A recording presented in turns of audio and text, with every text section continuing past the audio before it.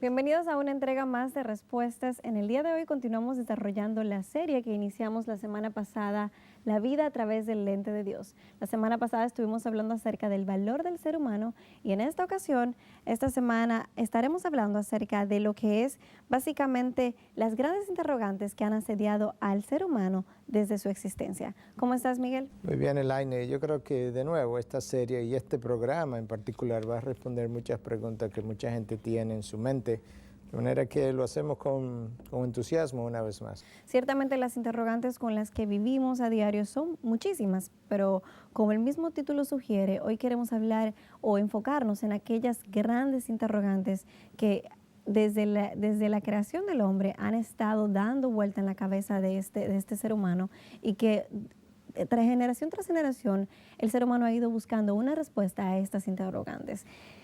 Tú has hablado anteriormente de este tema ya en otras ocasiones y me gustaría que le contaras un poco a nuestro público de qué vamos a estar hablando en el día de hoy. Bueno, yo creo que hay mucha gente con muchas interrogantes, sin embargo, hay grandes interrogantes, como tú aludías ya, es como una sombrilla debajo de las cuales están las pequeñas interrogantes de la vida. Pero yo creo que estas interrogantes muchas veces llevan al hombre a buscar por caminos errados. Pero ciertamente por mucho tiempo el hombre se ha estado preguntando de dónde yo vengo. Es una pregunta de origen, dónde yo nací, cómo yo fui creado. También el hombre se ha estado preguntando de para qué estoy aquí, que es una pregunta de propósito, o qué es bueno y qué es malo, que es una pregunta de moralidad. Entonces ahí tú tienes tres de esas cuatro preguntas, pero tiene una pregunta más que muchas veces el hombre se hace, que es una pregunta de destino. ¿Para dónde voy cuando yo muero? De manera que estas cuatro preguntas reúnen quizá la mayoría de las interrogantes más grandes, más frecuentes que han sido sostenidas a lo largo del tiempo y que todavía siguen en la mente de mucha gente. De manera que de eso queremos hablar. Y ciertamente responder a cada una de estas preguntas en nosotros va a generar una cosmovisión o una manera de ver la vida, pero la manera como vamos a responder estas preguntas va a determinar una cosa u otra, y es si creemos en un Dios o si no creemos en un Dios, y eso va a modificar o no la respuesta a cada una de esas preguntas. ¿Tú crees que el elemento importante en nuestras vidas es el que viene a definir esa cosmovisión, es la existencia o no de un Dios?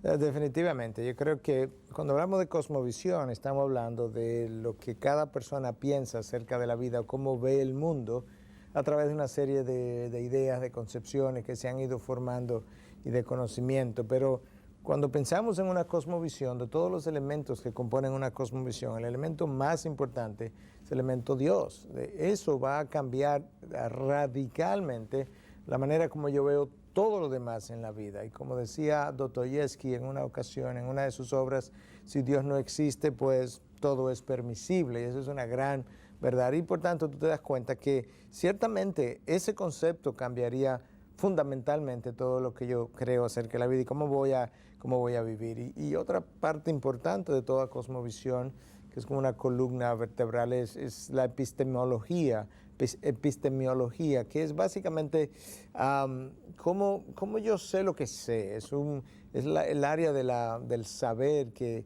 trata de descubrir, de preguntar acerca de qué es verdad. Y lo que sé, ¿cómo lo sé? Y eso también es importante porque de ahí van a depender las grandes concepciones que nosotros tenemos en la vida.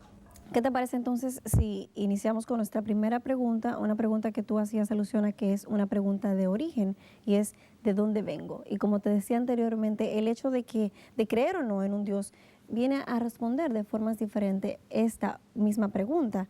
Los que no creen en la existencia de Dios nos hablan de que venimos de la evolución de la materia, mientras que aquellos que creemos en la existencia de Dios, ¿cómo vamos a responder de dónde venimos, de dónde procedemos? Bueno, obviamente mucho va a depender del origen religioso que el individuo tenga detrás en su pasado, ¿verdad? Pero las religiones monoteístas como el cristianismo, el judaísmo y el mismo Islam, los musulmanes, son religiones monoteístas, creen que realmente hubo una creación. Eso no implica que esas tres religiones sean igualmente válidas, pero creen las tres que hubo una creación y que el hombre viene a la vida o viene al mundo como resultado de la creación de Dios.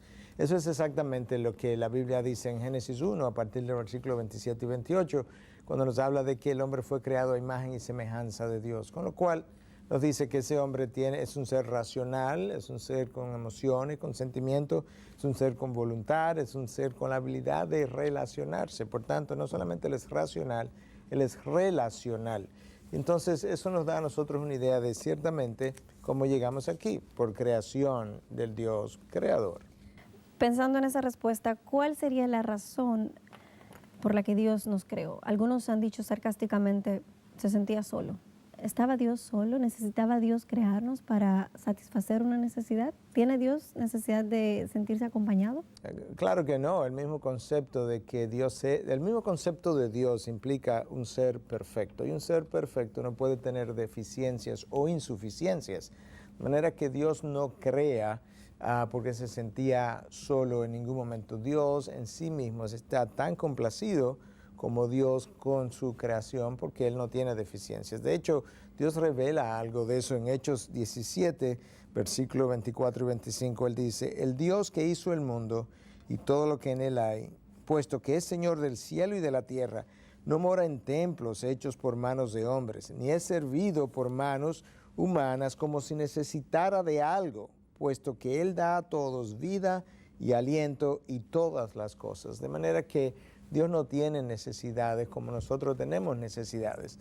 Lo que sí ocurre con Dios, obviamente, es algo que Él ha revelado. Dios es un Dios amoroso, y como es un Dios amoroso, tanto amó Dios al mundo que dio.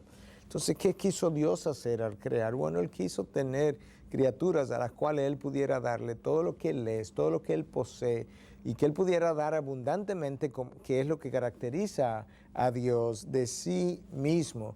Pero al hacer eso, lo que Dios procuraba es el despliegue de su gloria, porque todo lo que Dios hace, lo hace precisamente para desplegar su gloria, y su gloria en esencia es su esencia, lo que Él es.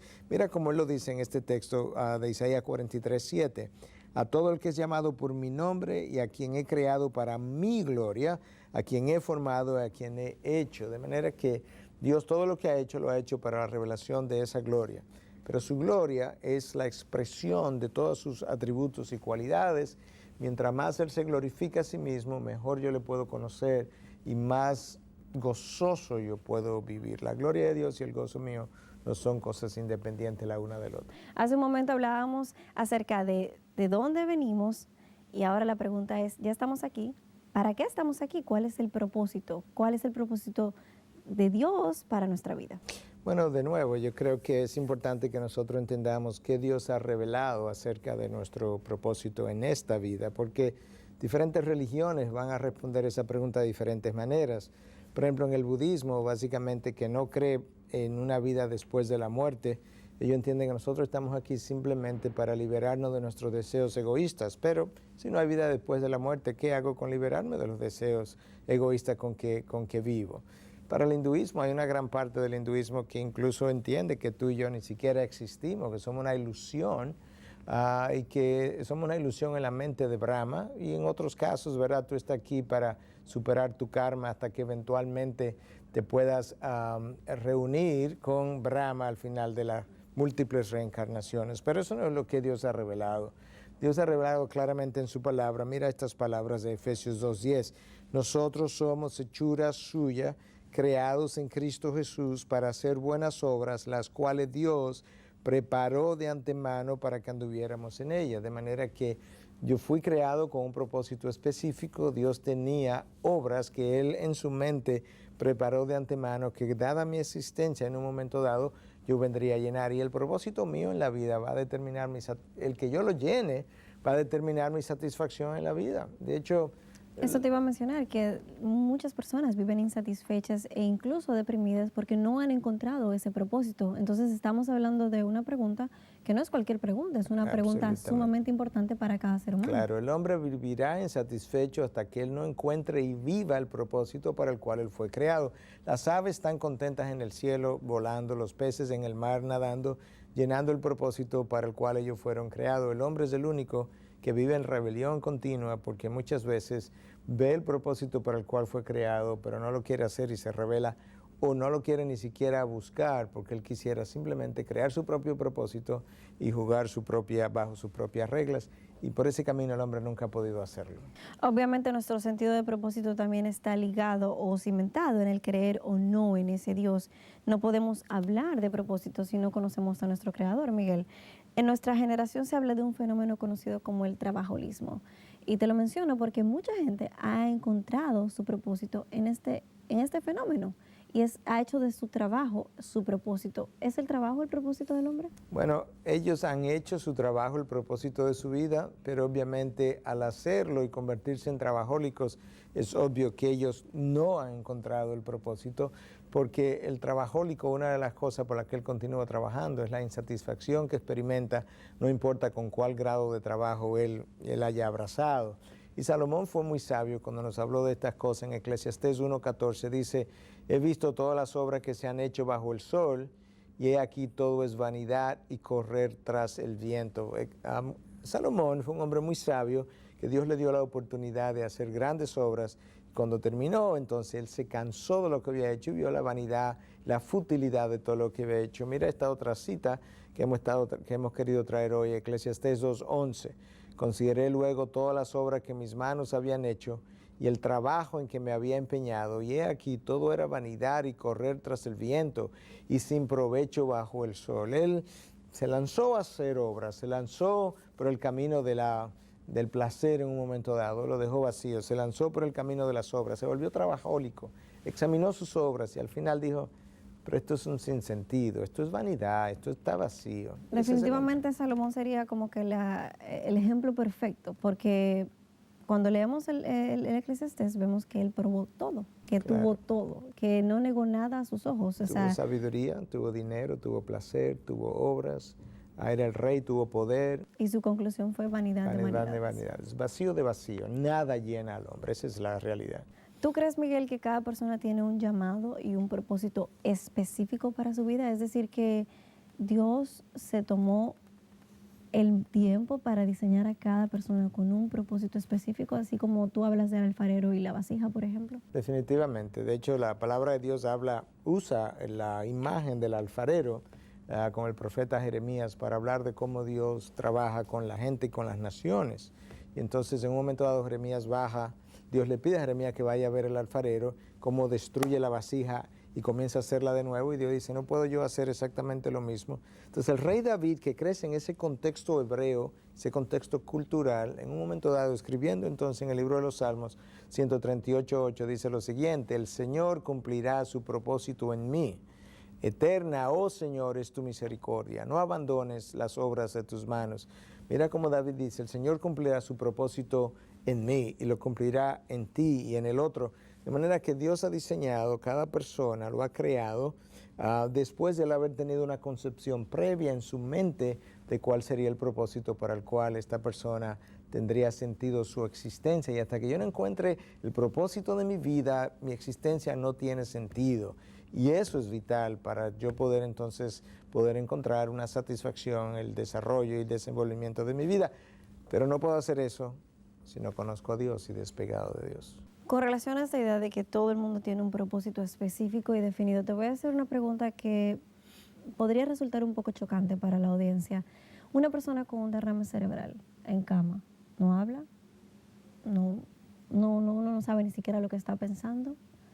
¿Tiene un propósito?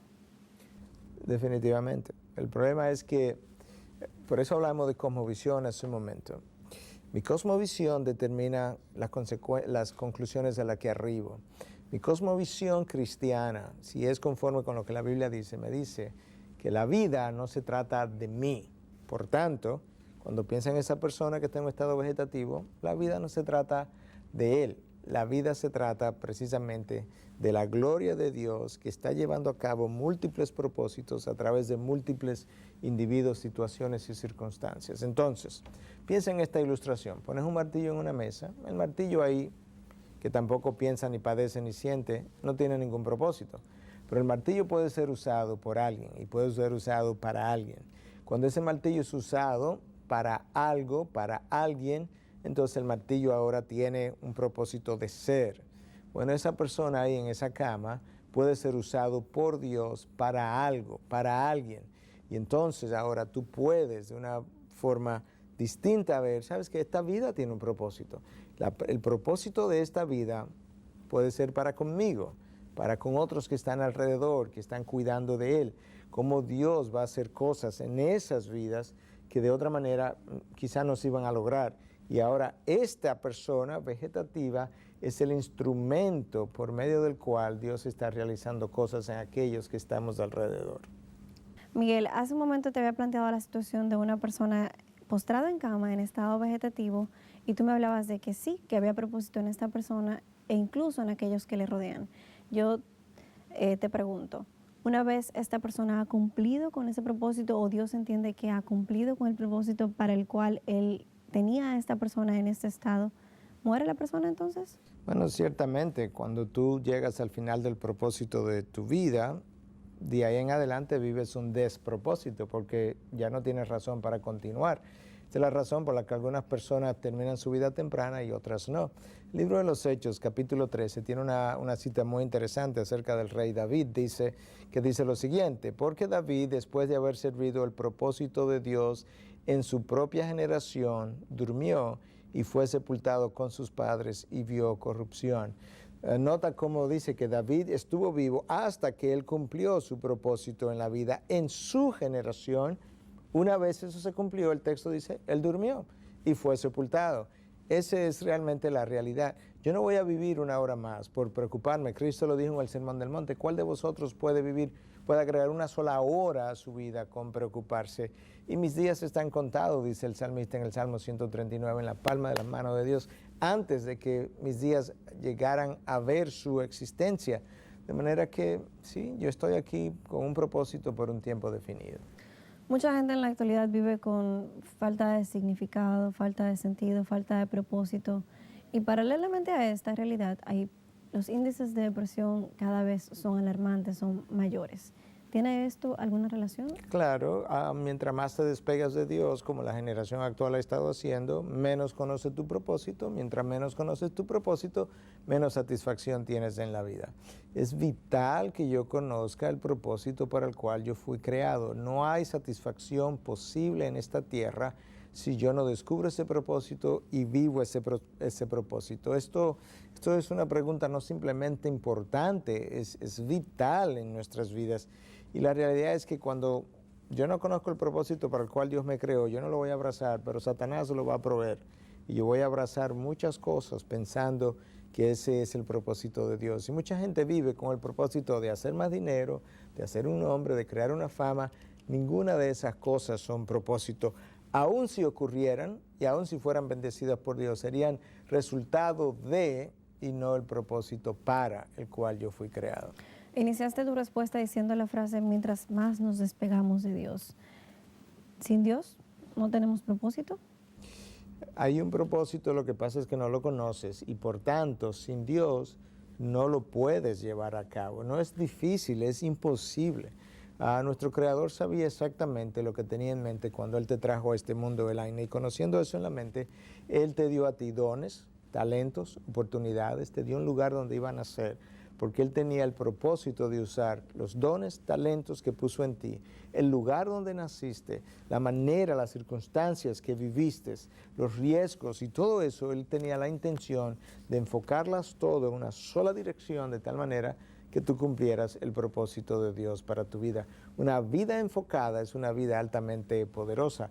Una vida desenfocada es una vida sin sentido, sin satisfacción y no lleva a cabo nada. Es una vida altamente improductiva. Era la palabra que estaba tratando de conseguir en mi mente. Has hecho referencia a esta palabra propósito, propósito, propósito. ¿Cómo tú definirías esta palabra?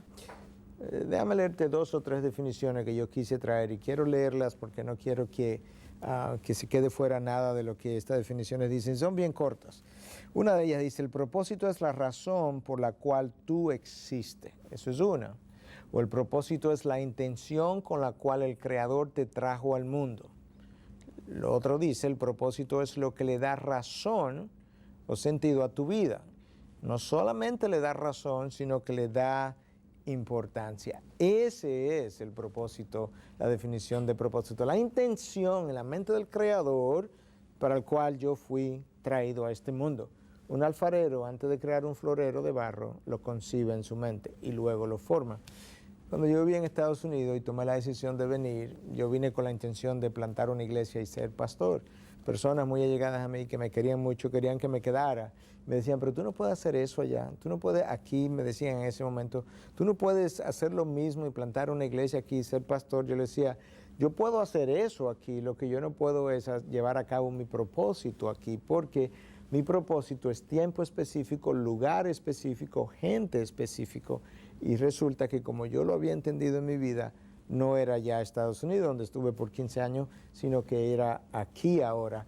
Y de eso mismo tú encuentras en la Biblia, donde Dios le dice, creo que fue a Jacob en un momento dado, que le dice que vaya a tal lugar, y le dice, allí te haré una gran nación. Bueno, ¿por qué no aquí? Porque tú eres Dios, tú eres omnipotente, tú puedes hacerme una gran nación donde tú quieras. No, allí, ve y baja allí. Y eso fue lo que él tuvo que hacer. Probablemente en este momento nos están escuchando personas de diferentes profesiones y yo te pregunto, un ingeniero, por ejemplo, que entiende que su propósito es crear edificaciones, ¿es este el propósito del cual tú estás hablando? No, ese es el instrumento, quizás pudiera ser el instrumento por medio del cual él pudiera llevar a cabo su propósito. Mi profesión, sin embargo, muchos asumen eso, de que su profesión es su propósito. El ingeniero, crear edificios, el abogado, defender causas, el médico, salvar vidas. ¿Es esto de este propósito es del que estamos hablando? eso es como tú lo acabas de decir, en la mente de mucha gente, y esa es la razón por la que el ingeniero, el abogado, el médico se siguen sintiendo muchas veces insatisfechos y siguen entonces trabajando hasta el último día de sus vidas tratando de encontrar una satisfacción que todavía no la han encontrado. No, propósito es una cosa, es una meta y hay un instrumento para llevar a cabo esa meta. Entonces mi profesión es el instrumento. Déjame quizá usar una ilustración sencilla. Un alfarero crea un florero y ahí se pone una flor. La flor está bonita, la flor cambia el olor del ambiente, de manera que la flor, la persona que trajo la flor al florero tenía una intención cuando la trajo. ¿Y cuál era? Bueno, embellecer el lugar y quizás también darle olor al lugar. El lugar fue cambiado por la flor. Ese era el propósito de esa flor cuando la pusieron ahí.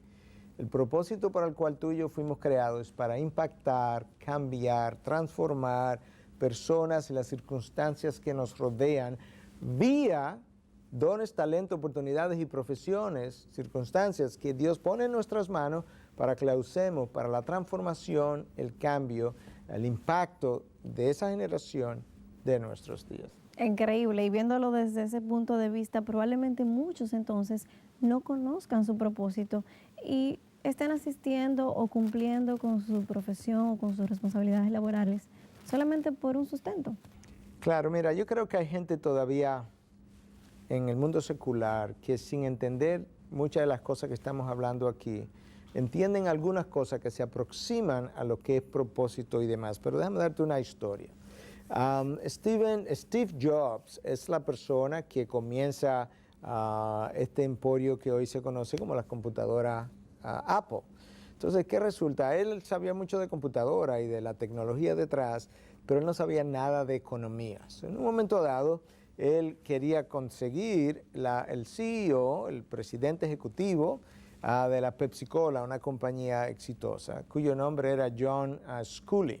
Entonces él manda a buscar a John Sculley en un momento dado y le dice a este señor que cuál es su proyecto, cuál es su idea. Sculley está en una compañía muy exitosa, no va a salir así por así, y le dice a Steve, bueno, yo lo consideraría si me das $1 millón en salario, si me da $1 millón en bonificación, y en caso de que me canceles $1 millón de beneficios. ¿Tú estás dispuesto? Bueno, esto era una compañía que ni había prácticamente comenzado. Claro. Él está abrumado con las cantidades, pero lo piensa por un rato. Él es un visionario, piensa que esto va a dar resultado y le dice, te lo voy a dar. Con eso, ahora Sculley está ante una encrucijada porque él no creía que se lo iban a dar y ahora él tiene que decidir. Él prácticamente hizo la oferta para que no se la dieran. Para que no se la dieran. Y entonces él dice, no, yo no voy a dejar mi mi trabajo, mi empleo para una compañía que yo no sé ni siquiera cuál es su futuro. Y entonces Steve Jobs le dice, ¿tú quieres pasarte la vida vendiendo agua azucarada o tú quieres contribuir a cambiar el mundo? Y eso chocó a Scully y él inmediatamente dijo, ¿sabes qué? Lo voy a tomar el trabajo. Él fue retado a dejar de trabajar simplemente por ganar un dinero para contribuir a cambiar el mundo. En la mente de Dios, nosotros vinimos con esa intención. Ahora, yo puedo cambiar el mundo conforme a los planes de Dios o yo puedo contribuir a cambiar el mundo conforme a mis propios planes. Lo que me da satisfacción es cuando yo contribuyo a cambiar el entorno, el ambiente, personas, conforme a los propósitos de Dios. Y hasta que yo no encuentre eso, yo no lo voy a poder hacer. El propósito es clave para mi satisfacción. Miguel, hace un momento hablábamos acerca de lo que es ese propósito específico con el cual hemos sido creados y tú mencionabas dos puntos, que era tiempo y lugar específico. ¿Qué te referías con eso? Bueno, yo llegué a esa conclusión a partir de la Biblia mismo. Mira cómo Eclesiastés 3:1 lo dice Salomón escribiendo, hay un tiempo señalado para todo y hay un tiempo para cada suceso bajo el sol. Mira cómo dice, hay un tiempo señalado absolutamente para todo, de manera que mi propósito es tiempo específico. Y para cada suceso, de manera que el suceso tiene un apareamiento, en inglés dirían un match, con el tiempo. Por eso se habla de que David llevó a cabo su propósito en su generación y no en una después, no en una antes. El apóstol Pablo, cuando nos habla de la venida de Cristo, dice que Él vino en la plenitud del tiempo. ¿Cuál es la plenitud del tiempo? Bueno, te imaginas, esta es mi ilustración favorita, te imaginas un reloj que se está moviendo hasta las 12 del día. A las 12 en punto, vamos a llamar eso la plenitud del tiempo. Cuando la aguja que marca la hora, la aguja que marca los minutos y la aguja que marca los segundos, esa es la plenitud del tiempo. Justo en ese momento, no antes ni después, Cristo hizo su entrada al mundo, pero ese calendario providencial de la providencia de Dios se cumple así en tu vida, en la mía y en cada ser humano y en cada suceso que se ha dado sobre esta tierra. Ese es nuestro Dios soberano orquestador. ¿Por qué no hablamos acerca de los propósitos de Dios al crear al hombre? Yo me imagino que conocer el propósito general de Dios nos ayudaría entonces a descubrir un poco más el específico. Bueno, definitivamente tú no puedes conocer el propósito específico de la vida de Elaine si tú no conoces los propósitos de Dios para con el ser humano en general. Así es. Porque después que yo conozca mi propósito general, yo puedo conocer entonces, ok, eso en mi vida, ¿cómo se da? Fíjate que cuando Dios se habla a través del profeta Jeremías, mira lo que él dice, Jeremías 9, 23 y 24. Así dice el Señor, no se gloríe el sabio de su sabiduría, ni se gloríe el poderoso de su poder, ni el rico se gloríe de su riqueza. Mas el que se gloríe, gloríese de esto, de que me entiende y me conoce. Ese es el propósito primario y general de Dios para con el hombre. Que no se gloríe el médico en los diagnósticos que haces, que no se gloríe el pintor en las grandes pinturas que puede llevar a cabo, sino que yo tengo que conocer a Dios, yo tengo que entender a Dios hasta donde me permita mi naturaleza eso, y entonces gloriarme en ese conocimiento y relación íntimo con Él. A partir de ahí, entonces, Dios comienza a revelarme de forma particular y de forma personal a cada uno de nosotros, precisamente para que fuimos creados. Y la realidad es que no puedo despegarme de esta gran verdad que está aquí en pantalla, que dice, porque en Él vivimos, nos movemos y existimos. Si nosotros vivimos en Él, nos movemos en Él y existimos en Él, oye, no hay manera entonces de que yo pueda tratar, que yo deba tratar de encontrar mi propio propósito, porque separado de Él, nada yo puedo hacer, que fue exactamente lo que Cristo le dijo a sus discípulos. Con esto que dices corroboro una vez más lo que te había mencionado antes, y es que independientemente de nuestros ingresos, nuestras profesiones, nuestros estilos de vida, si no conocemos a Dios, estamos como perdidos. Claro. Tú haces lo que hizo Frank Sinatra. Frank Sinatra es un individuo muy conocido en el mundo, más en el mundo norteamericano, pero se conoció a nivel de muchos otros países también por su fama, por su voz y demás. Bueno, Frank Sinatra comenzó a envejecer. Cuando llegó a los 80 años quería seguir cantando. Bueno, él comenzó incluso a hacer de acuerdo a su propia hija Tina, comenzó a hacer el ridículo en algunas ocasiones. Y una vez siendo entrevistada dijo, yo siempre pensé que papá iba a saber cuándo parar. Pero cada vez que Tina, su hija, le insistía, papá, ya no sigas, porque incluso está haciendo el ridículo en algunos casos, él siempre decía, no, tengo que seguir, tengo que hacer más dinero, tengo que garantizar que todo el mundo quede bien. Él había perdido el sentido de su vida y lamentablemente para mucha gente la satisfacción en la vida depende de tres cosas. Número uno, cierto nivel económico. Número dos es la fama que adquiere, el reconocimiento que adquiere.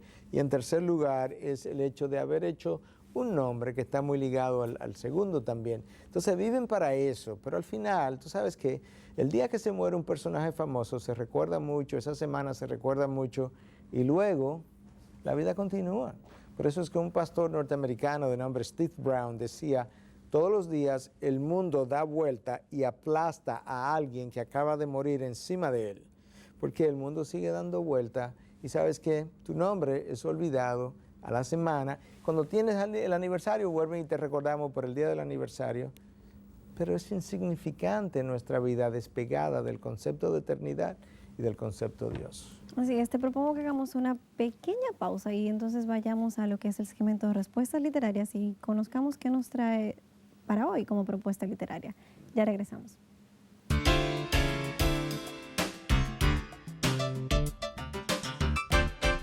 Miguel, ¿qué nos has preparado para esta semana? Bueno, hablando precisamente de las grandes interrogantes de la vida, Tim Keller es el pastor de la iglesia presbiteriana en Manhattan, Redeemer Presbyterian Church, es el nombre de su iglesia. Él ha escrito múltiples obras, una de ellas es conocida en inglés con el nombre de The Reason for God o La razón para Dios o por Dios. Mucha gente cuestiona la existencia de Dios precisamente en vista del dolor, el sufrimiento, cómo es posible, cómo puede un Dios tan amoroso enviar personas al infierno. Bueno, Keller va a responder muchas de esas preguntas en este libro y preguntas que tienen que ver también incluso con realmente es solamente la religión cristiana la única religión verdadera. Preguntas que tienen que ver con el hecho de que si el cristianismo es una camisa de fuerza, es la iglesia la responsable de tantas injusticias en la vida, el problema del pecado, el problema de la caída. Y esa es la razón por la que yo completo el libro. Sí, yo creo que puede responder directa e indirectamente muchas de las preguntas existenciales del hombre en el día de hoy. Lamentablemente no está en español aún.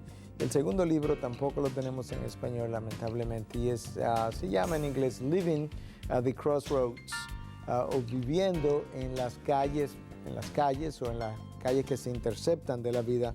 Este es un libro acerca de una cosmovisión cristiana y va a comenzar definiendo lo que es una cosmovisión, pero luego nos va a hablar un poco de la cosmovisión bíblica que tiene que ver tanto con la creación como con lo que es la caída del hombre y el pecado, la redención o restauración, y luego entra entonces a nuestros problemas hoy en día, el problema de la modernidad, el problema del posmodernismo de hoy en día, cómo respondemos a esas cosas. Yo creo que este es un libro también que va a llegar al corazón de mucha gente que pueda leerlo en el idioma que está escrito, porque responde a muchas de las cuestionantes, de nuevo, existenciales de la existencia del hombre con el que caminamos día a día y que muchas veces no tenemos dónde preguntarles.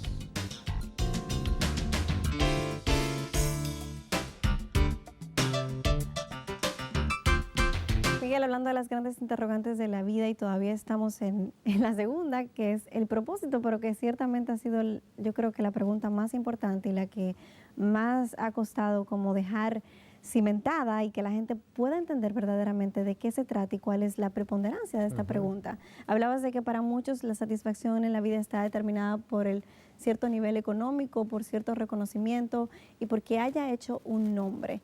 Y cuando yo me pregunto, cuando uno no conoce a Dios, cuando hemos ya caminado una trayectoria, estoy hablando de que ya tenemos 30, 40 años, quizás miramos hacia atrás y de verdaderamente sentimos como que hemos perdido el tiempo, que ha habido insatisfacción.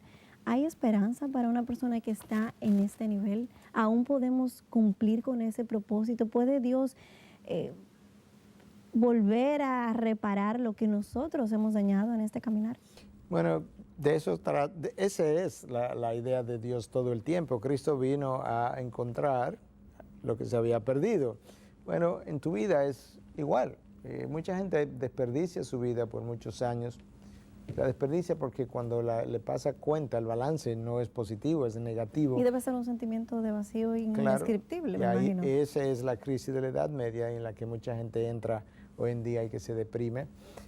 Cuando te encuentras con Dios finalmente, Dios inicia un plan reformatorio de tu vida, de manera que Dios pueda transformar tus errores en milagros y tus desilusiones en testimonios. Ese es el plan redentor de Dios. Pero Dios puede hacer eso. El tiempo no hace eso, ni la vida tampoco. Es una persona que lo hace y su nombre es Jesucristo. Nos quedan un par de preguntas todavía que responder y te decía que la que nos falta es una que es básicamente de moralidad, cómo conocer lo que es bueno y lo que es malo. Bueno, yo creo que esa es una pregunta que en el pasado no era tan difícil de contestar, pero hoy en día, en el momento histórico en que nos encontramos, llamado posmodernismo, mucha gente no cree que hay verdades absolutas, que no hay estándar absoluto de medición, pero sí, déjame darte esta historia para que entiendas la contradicción que es. Ellos te dicen que no hay forma de saber lo que es bueno o es malo. Espera que llegue esta noche, que un ladrón llegue a su casa y se robe algo de su casa. Ellos rápidamente van a descubrir que hay un estándar de lo bueno y de lo malo, porque lo que le están robando obviamente no es una acción buena. ¿Cómo yo lo sé? Porque hay un estándar que Dios ha establecido, que ha puesto en la conciencia del hombre y que luego lo reveló más específicamente en su palabra. El estándar de Dios, que es bueno, que es justo, que es absoluto, que es santo, ese es nuestro estándar y la manera de saberlo, conociendo su revelación, de manera que eso me lleva de regreso a la revelación de Dios, que es donde yo encuentro también el propósito para el cual Dios creó al hombre en sentido general. ¿Qué les dirías tú a aquellos que niegan la existencia de verdades absolutas? Porque ciertamente esos son entonces los que van a negar un código de moralidad. No todo el mundo abraza la existencia de verdades absolutas. De hecho, esta generación poco dispuesta está a decir blanco, negro. Claro, yo creo que esta generación prefiere las indefiniciones y quedarse en el aire sin saber no solamente que es bueno y malo, sino que es apropiado o inapropiado. Pero voy a contarte una historia para que tú veas cómo la gente vive. La gente vive diciendo una cosa, pero la realidad es que no puede vivir con eso que ellos afirman. Hace poco yo tuve la oportunidad de dar una charla para la Comisión Nacional de Ética acerca de la ética de los medios de comunicación. Y al final alguien se me acercó y me dijo que no creía en valores absolutos, que muchas de esas cosas que yo presenté, pues él no estaba de acuerdo porque no hay forma de establecer lo que es absoluto o no. Y cuando él terminó de darme su explicación, yo le dije, yo quiero hacerte una sola pregunta. Yo quiero preguntarte si tú estás absolutamente seguro de lo que tú acabas de decir. Y él hizo exactamente eso. Él se rió y se dio cuenta que él no puede negar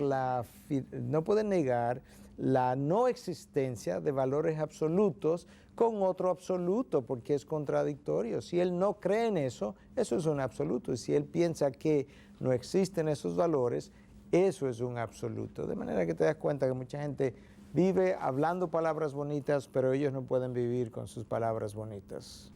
Miguel, hablando de valores absolutos y valores relativos, de qué es verdad y qué no lo es, ¿cómo tú definirías la verdad?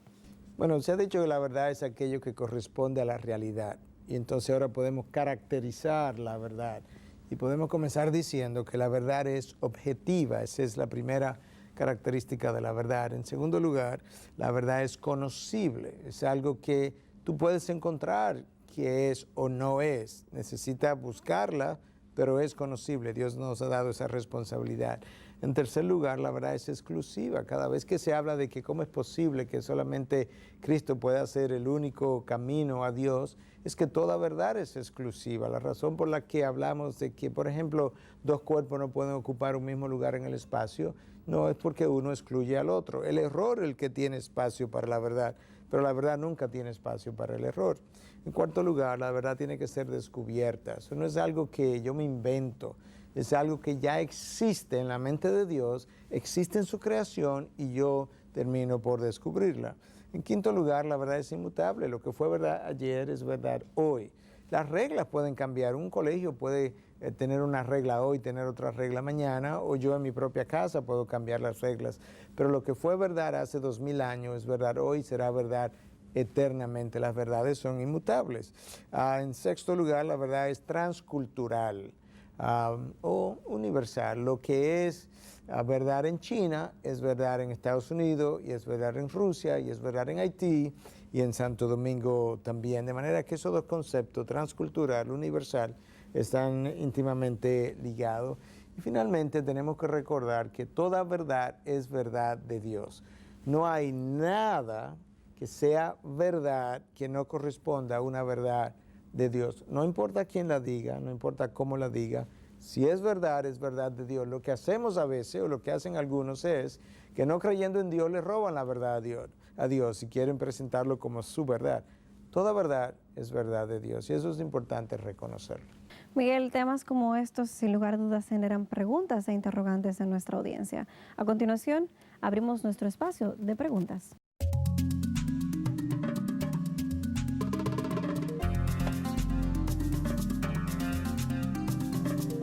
La primera de nuestras preguntas dice así: ¿cómo podemos conciliar la idea de que existe Dios con lo que le ocurre a la nación de Haití? Por ejemplo, ¿cómo puede Dios existir cuando vemos tragedias y sufrimientos como estos? Bueno, esa pregunta es muy frecuente, pero lamentablemente la pregunta tiene una insinuación, y es que el culpable de eso es Dios.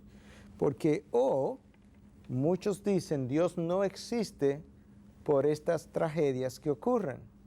Entonces no culpes a Dios. Si Dios no existe, ¿por qué estas tragedias que ocurren? ¿Por qué culpas a Dios de eso? Tú no puedes comerte el pastel y tener el pastel a la vez.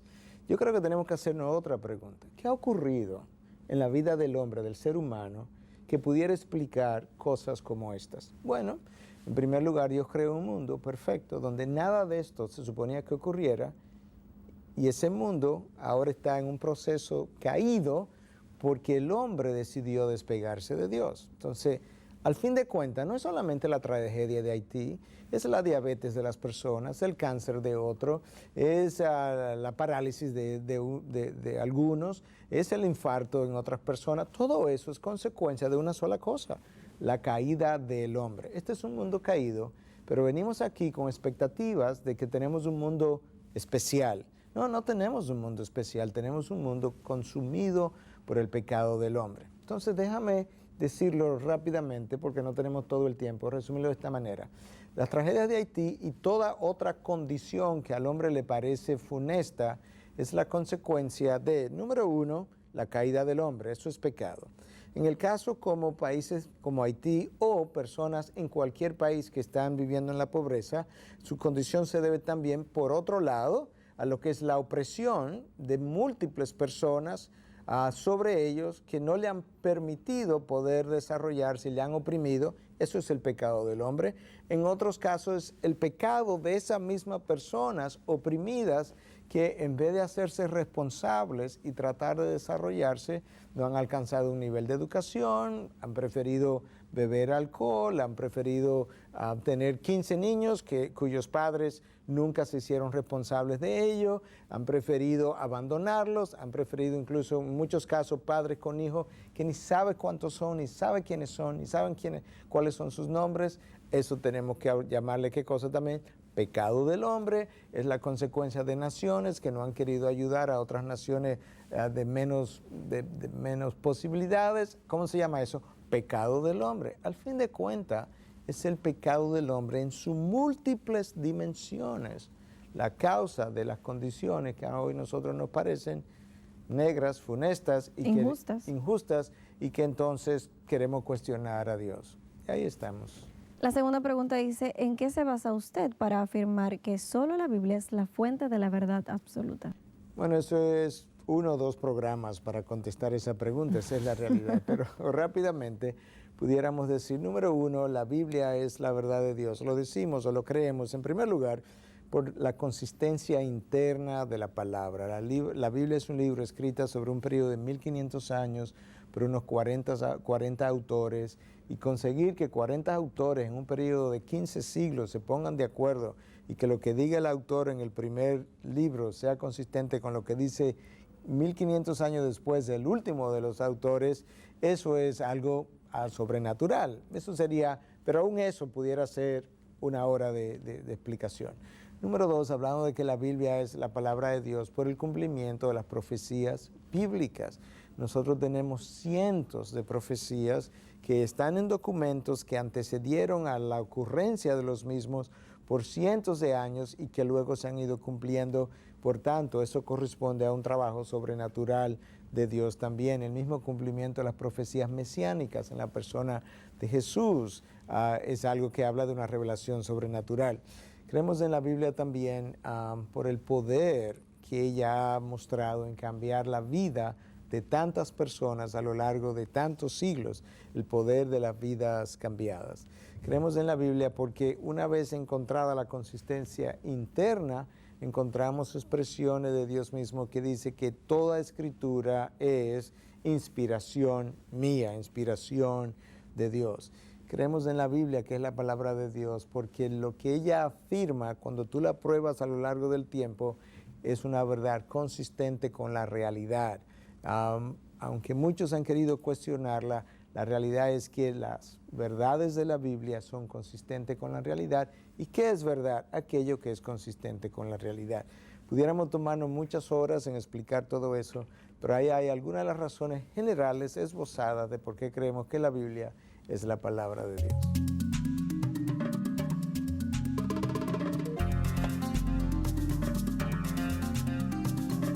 ¿Qué te parece si abordamos entonces la última de las preguntas? Es una pregunta de destino, es básicamente, ¿para dónde voy? ¿Cómo lo sé? ¿Cómo llego a ese lugar?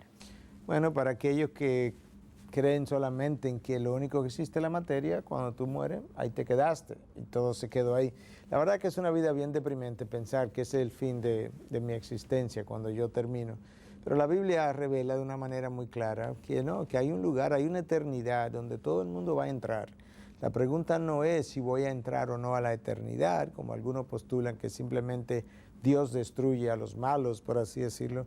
No, ni siquiera a los malos, si pudiéramos usar el término, que no es un buen término, los condenados, lamentablemente, los autocondenados por haber negado a Dios, no van a ser destruidos. Ellos entran a la eternidad también, pero entran a una eternidad muy distinta de aquellos que entraron a la eternidad habiendo conocido a Dios.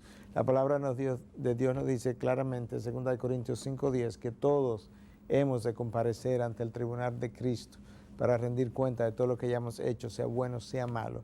Y una vez hayamos comparecido ante el tribunal de Cristo, unos irán a la eternidad condenatoria o de condenación, un lugar descrito donde habrá el llanto y el crujir de dientes, un lugar oscuro, un lugar donde hay una ausencia absoluta de todo lo que pudiera reflejar la gracia de Dios, y luego una eternidad para aquellos que han creído en Cristo como Señor el Salvador, han aceptado su sacrificio en la cruz para el perdón de sus pecados, han entregado su vida al Señor Jesús, han recibido su vida eterna, y entonces una eternidad junto a lo que es Dios y todo lo que Dios representa, sus bendiciones, sus bondades, sus misericordias, su gracia. De manera que para ahí vamos, o vamos para un lugar o vamos para el otro. Lamentablemente, mucha gente vive poniendo todos sus recursos aquí. Es como irnos de camping y querernos llevar en ese fin de semana todo lo que poseemos para ese fin de semana. No tiene sentido. La gente tolera las incomodidades del camping porque sabe que esa no es su casa. Aquellos que conocemos a Dios toleramos satisfactoriamente, con gracia, todas estas incomodidades porque esta no es mi casa. Mi casa futura, mi casa eterna, la tiene Dios preservada para mí, y por tanto yo quiero poner todos mis mejores recursos en esa eternidad al lado de Dios y no en este mundo. Por eso ahí tenemos nuestros ojos. Miguel, muchísimas gracias por tu tiempo, por haber estado con nosotros como siempre, por tus aportes sobre este tema tan interesante. Bueno, gracias a ti, pero quisiera terminar dándole las gracias a Dios por la oportunidad de poder presentar su verdad, poder presentar su revelación, poderlo hacerlo de una manera que pueda convencer vidas, corazones, mentes puedan ser cambiadas, y pedirle a Dios entonces que en la medida en que estas verdades penetran la mente de mucha gente que está escuchando, no solamente penetre su mente, sino que pueda llegar al corazón y transformarlo, de manera que mucha gente pueda encontrar la respuesta a su vida precisamente por las cosas que Dios tiene que decir en su palabra, y que este programa pudo haber sido de inspiración para ir a investigar más de qué es lo que Dios ha dicho acerca de nosotros en esta tierra. Así es, y todo esto con el propósito de glorificar su nombre. Amén. A ustedes, amigos televidentes, muchísimas gracias por su sintonía. Les invitamos a que visiten nuestra página en internet, la dirección integridadysabiduría.org. El programa que usted acaba de ver es parte de la serie La vida a través del lente de Dios. Gracias por habernos acompañado y será hasta la próxima.